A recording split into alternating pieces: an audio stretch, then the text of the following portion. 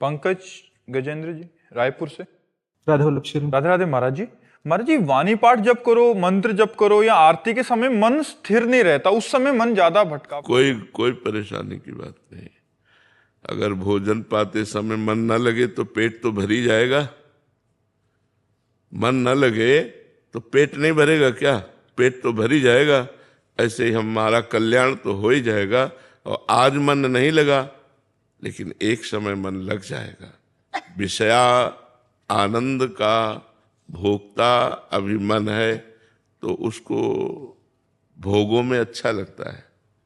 देखो 3 घंटे फिल्म देखो, भला मन कहीं चला जाए तो बताना, लेकिन 3 घंटे नाम जप तो मन आपको परेशान कर देगा, क्योंकि इसका अभ्यास सत का नहीं है, असत का अभ्यास है।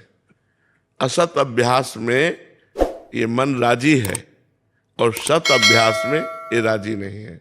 तो इसको राजी करना पड़ेगा। अभ्यास के द्वारा हमें इसे राजी करना पड़ेगा। जैसे एक संत से उनके शिष्य ने कहा कि आपने हमें जो नाम दिया राम राम, 18 वर्ष हो गए जपते हुए, कुछ लाभ तो दिखाई नहीं दे रहा। 18 वर्ष हो गए जपते हुए। तो उनका ठीक है, तुम हमें गुरु मानते हो? कहा। बोले हमारी कसम तुम्हें, जिस नाम को तुम 18 वर्ष से जप रहे हो लाभ नहीं मिला, बस कल तक मत जपना, कल हम तुम्हें दूसरा नाम देंगे। जाओ, कल तक तुम ऐसे ही रहो, एक बार भी नाम न जपना, तुम्हें हमारी कसम है। 18 वर्ष का अभ्यास, ही वो पीछे मुड़ा, श्री राम राम शुरू हो गया।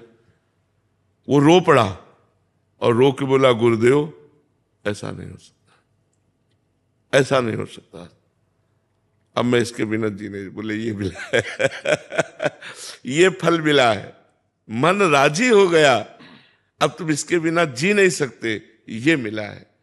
भगवान नाम तुम्हारा जीवन बन चुका है, यही तुम्हें भगवत प्राप्ति करा देगा।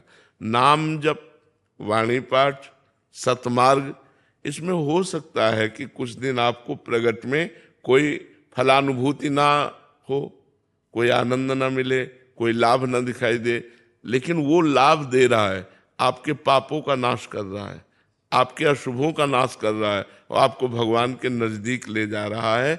आपकी समझ जिस दिन आएगी उस दिन आप निहाल हो जाएंगे। चुपचाप करते रहिए। ये असत क्रिया तो है नहीं। सोचो, जब गंदी क्रिया, असत क्रिया अपना फल दे के रहती है तो सत क्रिया क्यों नहीं फल देगी?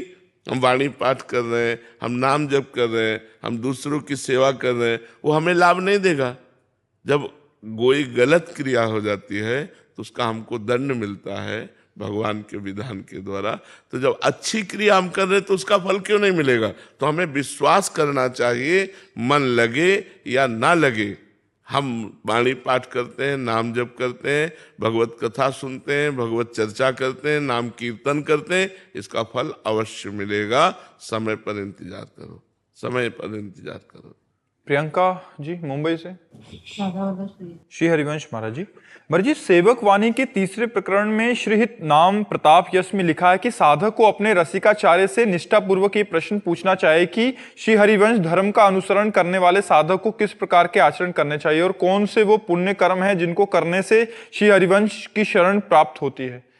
महाराज जी, इसमें मतलब ये प्रश्न का उत्तर क्या है? महाराज, प्रश्न का उत्तर ये, सब चराचर जगत को हित स्वरूप मानकर, प्रेम स्वरूप मान करके, सुख देवे को चावचित, सब सो हित निष्काम, या सुधर्म हरिवंश को नाम गिरा विश्राम। महाप्रभु ने, हरिवंश महाप्रभु ने एक दोहे में अपने धर्म को वर्णन किया। सब सो हित, सबसे प्यार करो, लेकिन निष्काम मति, उसके बदले में कुछ चाहो मत। जिससे हम सुख पहुंचा रहे हैं, तो जिसे हम किसी को पानी भी पिलाते हैं तो लगता है कभी हमको भी अवसर आने पर ये, नहीं तो धन्यवाद तो दे ही देगा, थैंक यू तो बोल देगा। इतनी आशा रहती है कि अगर हम किसी का थोड़ा भी हित करें तो पलट करके वो थोड़ी कृतज्ञता तो प्रकट करें। लेकिन हमको इतना भी नहीं चाहना, सब सोहित निष्काम मति, बिल्कुल कोई कामना नहीं। हम बिल्कुल कामना नहीं, नेकी कर दरिया में डाल। हम आपको हित करते हैं, आपको सुख पहुंचाते हैं, बदले में आपसे कुछ नहीं, ये हमारा धर्म है। सुख देवे को चावचित, सब सो हित निष्काम। सुख देवे, सबको सुख प्रदान करो, लेकिन किसी से सुख चाहूं नहीं, ये हमारा धर्म है। जो हित धर्म है, जिस धर्म के हम साधु हैं, हमारे धर्म में है सबको सुख पहुंचाओ, लेकिन बदले में कुछ मत चाहो। और श्री धाम वृंदावन का आश्रय और वास स्वीकार करो, और मुख में राधा वल्लभ का नाम और हृदय में राधा वल्लभ का ध्यान ये धारण करो। सबसो हित निष्काम मति, श्री वृंदावन विश्राम, श्री राधा वल्लभ लाल को हृदय ध्यान मुख नाम। बोले अब ये कैसे होगा?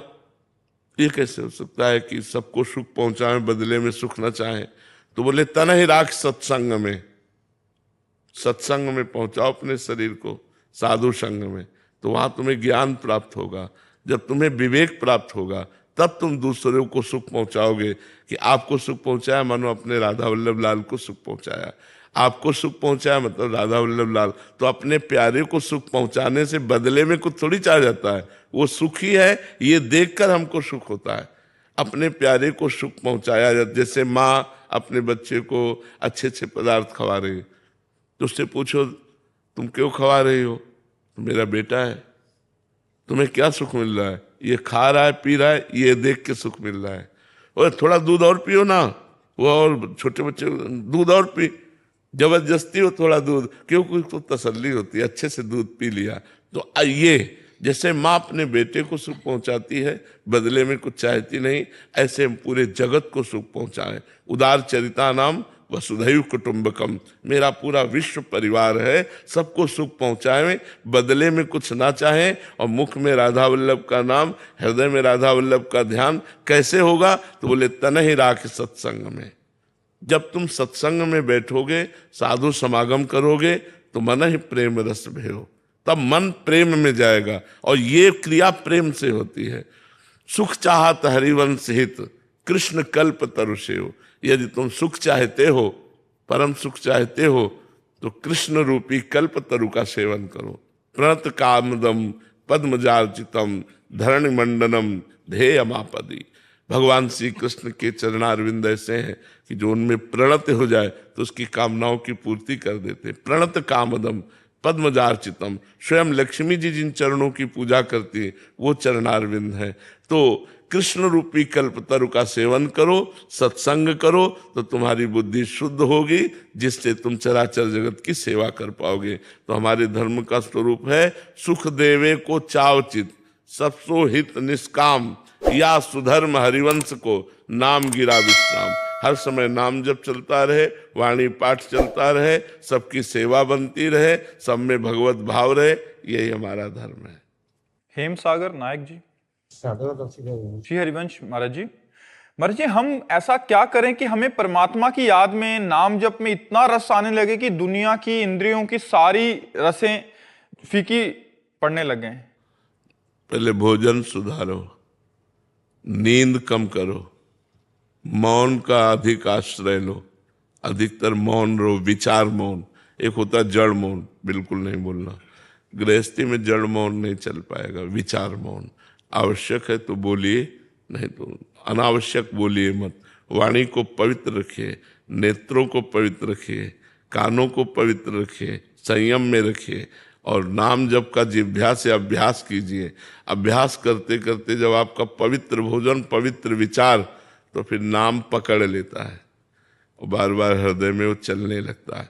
और जब नाम चलने लगता है तो एक आनंद की अनुभूति होती है, एक नशा चढ़ता है। जब वो आनंद मिलता है तो ये सब फीके हो जाते हैं। जब तक वो नहीं मिलेगा तब तक बहुत दुर्दशा है। वो भोग नहीं रहे जो भोगना है, और जो मिलना चाहिए वो मिला नहीं, तो बीच के साधक की बड़ी गड़बड़ी है। बीच वाला बड़ा गड़बड़ स्थिति का साधक होता है।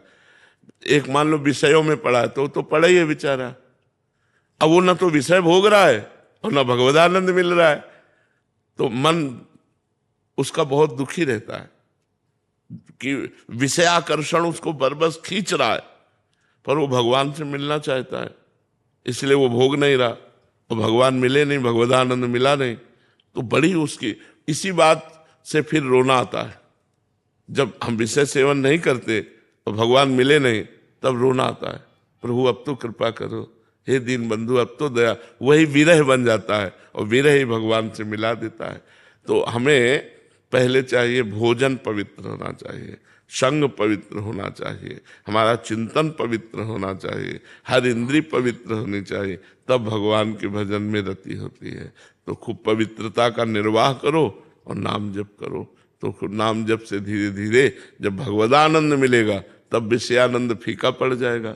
जब तक भगवदानंद नहीं मिलेगा तब तक विषयानंद की तरफ मन आकर्षित होता ही रहेगा। जी। अजय प्रताप जी मध्य प्रदेश से। राधे राधे महाराज जी। महाराज जी, अहंकार अगर शून्य हो जाएगा तो संसार में हम व्यवहार कैसे कर पाएंगे महाराज जी? तुम्हारे द्वारा थोड़ी कुछ किया जा रहा है।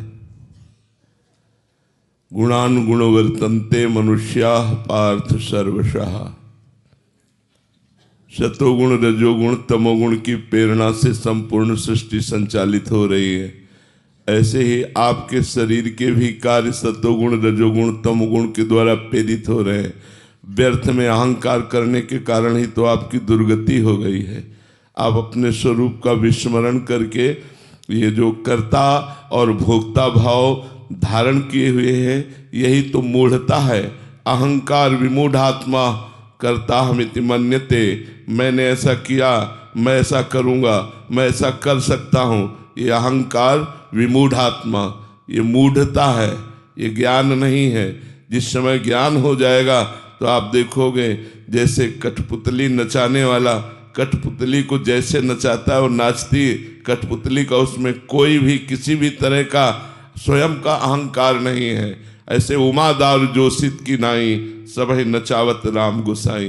अहंकार रहित होकर के बहुत अच्छी तरह कार्य होता है। अहंकार से युक्त होकर पापाचरण भी होते हैं और पुण्याचरण भी होते हैं, लेकिन अहंकार रहित महापुरुष के द्वारा केवल जगत मंगल होता है। हर व्यवहार बहुत अच्छी तरह होता है। परम ज्ञानी जनक जी के द्वारा पूरा राज्य संचालन होता है और ब्रह्मबोध संपन्न महापुरुषों के गुरु हैं वो। श्री सुखदेव जी जैसे महामुनि के भी गुरु हैं वो। इतना आत्मबोध में तन्मय है कि उन्हें विदेह राज कहा गया। अभी आप साधना नहीं किए इसलिए आपको पता नहीं है कि अहंकार रहित होने पर व्यवहार का कार्य कितना सुंदर ढंग से होता है। अहंकारी से तो सुंदर ढंग से हो ही नहीं सकता। अहंकारी से उतना सुंदर ढंग से हो ही नहीं सकता जितना निरहंकार पुरुष से होता है। इसलिए साधना करो अहंकार को शून्य करने की, फिर देखो स्थिति कैसे होती है। आप शरीर नहीं है, आप अंतःकरण नहीं है, आप स्वभाव नहीं है, स्थूल सूक्ष्म कारण तीनों से परे आप आत्म स्वरूप हैं, जो न करता है न भोगता है, निर्विकार सच्चिदानंद स्वरूप। अभी ज्ञान नहीं है ना, इसलिए ऐसे आपने बात कह दी। विशाल गगनेजा जी। श्री हरिवंश महाराज जी। महाराज जी, शरणागत व्यक्ति का परम लक्ष्य और परम प्राप्ति क्या है, और जो त्रुटियां उससे दैनिक दिनचर्या में होती हैं उसका क्या फल होगा? सबसे पहला लक्ष्य शरणागत का तदर्पिता अखिलाचारिता तद्विस्मरणेन परम व्याकुलतेति। अपने आराध्य देव को समस्त अपने पवित्र आचरण अर्पित करे, कोई भी धर्म विरुद्ध आचरण न करे, प्रतिकूलस्य विसर्जनम, शास्त्र और संतों के प्रतिकूल आचरणों का त्याग करे, शास्त्र सम्मत कार्यों को भगवद अर्पित करे, तदर्पिता अखिलाचारिता, समस्त आचरण समस्त कर्म भगवान को समर्पित करे, और तद्विस्मरणेन परम व्याकुलतेति, एक क्षण का भी विस्मरण हो जाने पर वो परम व्याकुल हो जाए। जैसे मछली को जल से अलग करते हैं तो प्राण त्यागने के लिए विकल हो जाती है, ऐसे ही भगवत विस्मरण होने पर हमें व्याकुलता पैदा हो जाए। सबसे पहला लक्षण शरणागति का भगवत स्मरण में तन्मयता, समस्त कर्मों का समर्पण। दूसरा, जो कर्म हमसे हो रहे हैं वो हमारे प्रभु हमारे हृदय में बैठ करके पवित्र कर्म करा रहे हैं, और जो दूषित भावनाएं हैं वो हमारे पूर्व जन्मों के संस्कारों से प्रेरित ये वासनाएं भजन के प्रभाव से नष्ट हो जाएंगी, इनकी कोई सत्ता नहीं है। ना सतो विद्यते भाव, ना भाव विद्यते सत्ता। इसलिए हम सदैव भगवद आश्रित हैं, भगवान के द्वारा ही हमारे जीवन का पोषण है। एक भरोसो एक बल, एक आस विश्वास, एक राम घनश्याम हित, चातक तुलसीदास। दृढ़ विश्वास, दृढ़ भरोसा, पूर्ण समर्पण, इसी से आत्म तत्व का अनुभव भी हो जाता है और भगवत प्रेम भी हो जाता है। रोविंद सिंह जी, राधे राधे महाराज जी। महाराज जी, भक्ति में अहंकार आने लगे तो उसे कैसे बचे महाराज जी? भक्ति का अहंकार क्या होता है, हमें बताइए आपकी। हमें ये अहंकार होता है, हमें तो लगता है भक्ति में ये अहंकार बढ़ना चाहिए। अस अभिमान जाय जन भोरे, मैं सेवक रघुपति पति मोरे। मेरे प्रिया प्रीतम, मैं उनका दास। इस ठसक में भर जाना चाहिए, इस अहम में, इस गर्व में भर जाना चाहिए। गोस्वामी तुलसीदास जी कहते हैं, सियाराम मेरे स्वामी, मैं उनका दास। ऐसा अभिमान भूल करके भी ना जाए। तो अगर ये अभिमान आता है कि लोग दूसरे नीच हैं तो गलत है, क्योंकि भक्ति दूसरे में भगवान को देखती है और अपने को सबसे नीचा। तृणादपि सुनीचेन तरोरु सहिष्णुना, अमानिना मान देन कीर्तनिया सदा हरि। अपने को तृण से भी नीच देखना ये भक्त का स्वभाव होता है। दूसरे को भगवान के समान आदर करना ये भक्त का स्वभाव होता है। जो दूसरों में दोष देखता है, अपने में गुण देखता है, वो अभिमानी पुरुष भक्त नहीं होता है। अगर ऐसा अभिमान है तो गुरुदेव के चरणों का आश्रय लेकर के नाम जप, नाम कीर्तन, शास्त्र स्वाध्याय, सत्संग, इनके द्वारा हम अपने अभिमान का दमन करें। नमन भक्ति के द्वारा दमन करें। जहां हमारी दृष्टि जाए, जड़ चेतन जग जीव जत, सकल राम मैं जानी, बंदों सबके पद कमल, सदा जोरि जुग पान। इन सबको हम भगवत भाव से नमस्कार करें, शास्त्र स्वाध्याय करें, सत्संग करें, नाम कीर्तन करें, नाम जप करें, तो हमारा मलिन देहाभिमान नष्ट हो जाएगा। महाराज जी, भक्ति में भी भूमिकाएं होती हैं भक्त की, प्रारंभिक भक्त, फिर उच्चतम भक्त। ये नवधा भक्ति भूमिका ही तो है। श्रवणम कीर्तनम स्मरणम विष्णुर्पाद सेवनम अर्चनम वंदनम दास्यम सख्य आत्मनिवेदनम। आत्मसमर्पण हो गया, फिर बकाया क्या रह गया? संपूर्ण बात बन गई जब भगवद आत्मसमर्पण हो गया। अब प्रेम की स्थिति उसके अंदर, दसधा भक्ति, प्रेम लक्षणा भक्ति उसके अंदर जागृत हुई। अब उस प्रेम की दशा के भाव है शांत भाव, दास्य भाव, सख्य भाव, वात्सल्य भाव, गोपी भाव, सहचरी भाव। अब वो किन आचार्यों के द्वारा किन भावों का पोषण करते हुए आगे बढ़ता है, वो अलग बात है। हेरम जी, राधे राधे महाराज जी। महाराज जी, ईश्वर तो सब जानते हैं, क्या वो हमारे उन आंतरिक प्रयासों को भी देखते हैं जो कर्म रूप से तो परिणित नहीं होते परंतु हमारे भाव रूप में आते हैं महाराज जी? उनका कलयुग का एक प्रभाव है, प्रताप है कि अगर मानसिक हमारे द्वारा गलत भाव हो रहे हैं तो उनका दंड नहीं मिलेगा, लेकिन मानसिक अच्छे भाव हो रहे हैं तो उसका आपको पुरस्कार मिलेगा। कलिकर एक पुनीत प्रतापा, मानस पुण्य होई नहीं पापा। यदि मानसिक गलत चिंतन चल रहा है तो आपको उसका दंड नहीं मिलेगा, लेकिन मानसिक अच्छा चिंतन चल रहा है तो आपको उसका फल मिलेगा। कलयुग का एक प्रताप है। अन्य युगों में तो मानसिक कलुषता का भी दंड मिलता था, मानसिक पाप का भी फल मिलता था, लेकिन कलयुग में नहीं है। भगवान आपके सब भावों को देख रहे हैं। एक एक सेकेंड का हिसाब होगा, अच्छा या बुरा जो भी सोच रहे हैं, कर रहे हैं, वो सब आपको आगे भोगना पड़ेगा। जो अच्छा कर रहे हैं तो अच्छा, बुरा कर रहे हैं तो बुरा। एक एक सेकेंड की सोच को भगवान देख रहे हैं। हमारे प्रभु आपके हृदय में ही बैठे देख रहे हैं, कहीं दूर नहीं है। ज्योति जी दिल्ली से, राधे राधे महाराज जी। महाराज जी, हमें पता है कि भगवान की हम पर असीम कृपा है, उन्होंने जो जरूरी था वो सब हमें दिया और वे हमसे बड़ा प्रेम करते हैं। हमें वो क्या जरूरी दिया? रुपया, पैसा, मकान, परिवार, रिश्ते नाते, क्या ये हमें जरूरी था? और भूल बढ़ा दी। कि जरूरी सामान दे दिया, आवश्यकता की पूर्ति हो गई, हम इसे भगवान को धन्यवाद नहीं देते, हम इस बात पर भगवान को धन्यवाद नहीं देते। माँ अपने को अन्य कार्य में मगन करने के लिए बच्चों के सामने खिलौने फेंक दिया करती है। माँ की कृपा तो तब माने जब खिलौनों से हटा करके हमको अपनी गोद में अपने वक्षस्थल का दूध पिलावे। ये थोड़ी कि और अच्छे अच्छे खिलौने फेंक दिए और आप तो मगन हो गई और मुझे खिलौनों में रमा दिया। क्या खिलौने मेरी आवश्यकता है? आवश्यकता माँ है या खिलौने? माँ। ऐसे आवश्यकता भगवान है या भगवान की माया? माया फेंक दी और उसमें हम राजी हो गए, बड़ी कृपा आपकी। हम नहीं मानते कृपा, हम तो कृपा तब मानते जब माया का पर्दा हटा करके आप मुस्कुराते हुए आइए, मुझे आपकी जरूरत है, माया की जरूरत नहीं है। मेरा मानव जन्म आपकी प्राप्ति के लिए हुआ, माया प्राप्ति के लिए तो और योनियां हैं, लेकिन भगवत प्राप्ति के लिए ही केवल मानव देह है। मनुष्य अगर देह प्राप्त करके और इन सब घर मकान रुपया पैसा मान प्रतिष्ठा इसी को मान करके आप राजी हो गए तो बड़े धोखे में हो गए यार, बड़े धोखे में हो गए। साधन धाम मोक्ष कर द्वारा, ये मोक्ष प्राप्ति के लिए है, भगवत प्राप्ति